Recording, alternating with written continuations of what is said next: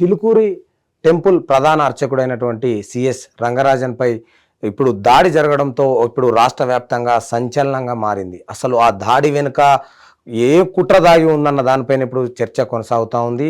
దీనికి సంబంధించి ఆ ప్రధాన అర్చకునికి తెలంగాణ ముఖ్యమంత్రి రేవంత్ రెడ్డి కూడా ఫోన్ చేసి పరామర్శించడం జరిగింది. ఎందుకంటే ఈ దాడి ఏదైతే తన వీర రాఘవరెడ్డి అనే వ్యక్తి రామరాజ్య స్థాపనగా తన యొక్క సైన్యంతో దాదాపు 15 మంది రంగరాజన్ ఇంటికి వెళ్ళడం, ఏదైతే ఈ యొక్క రామరాజ్య స్థాపనకు సహకరించాలి, నీ మద్దతు కావాలి అంటే దానికి నిరాకరించడంతో ఒక్కసారిగా కూడా రంగరాజన్పై కూడా దాడి చేసినారని కూడా వారు చెప్పడం జరిగింది.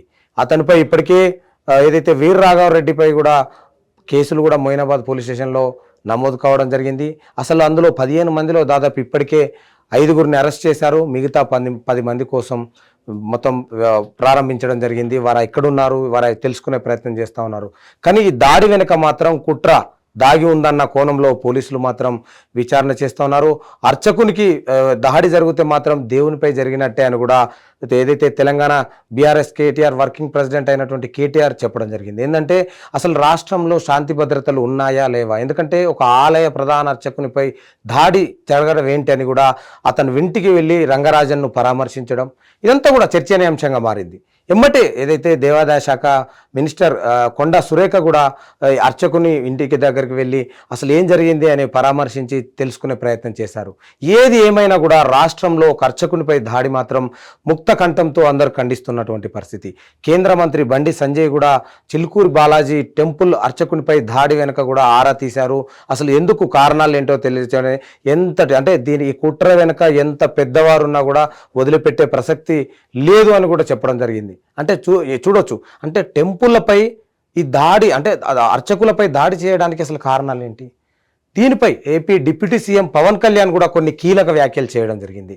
ఎందుకంటే అర్చకుడు రంగరాజన్పై దాడి మాత్రం అత్యంత ఏయకరమైందని కూడా పవన్ కళ్యాణ్ చెప్పడం జరిగింది. ఈ దాడిని ఖండిస్తున్నామని ఇప్పటికే జనసేన కూడా ప్రకటించడం జరిగింది.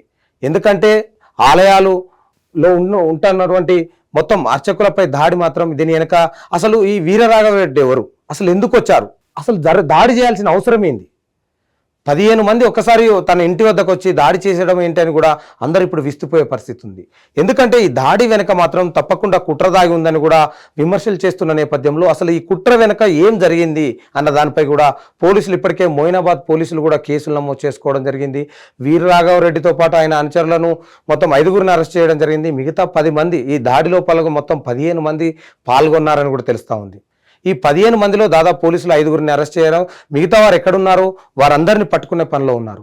కానీ ఈ దాడికి సంబంధించి ఇప్పుడు తెలుగు రాష్ట్రాల్లో కావచ్చు, దేశవ్యాప్తంగా అర్చకుడిపై దాడి, ఎందుకంటే ఒక రామరాజ్య స్థాపన కోసం అసలు రంగరాజన్పై దాడి చేస్తే వస్తుందా అన్న దాని ప్రశ్నలు ఉత్పన్నమవుతున్నాయి. అంటే ఇది కావాలనే రంగరాజన్పై దాడి జరిగింది, తన కుమారునిపై దాడి జరిగిందని కూడా అతను మొయినాబాద్ పోలీస్ స్టేషన్లో కేసు పెట్టడం, వీరందరిని అరెస్ట్ చేయడం, ఇవన్నీ ఇప్పుడు రాష్ట్ర వ్యాప్తంగా చర్చనీయాంశంగా మారింది.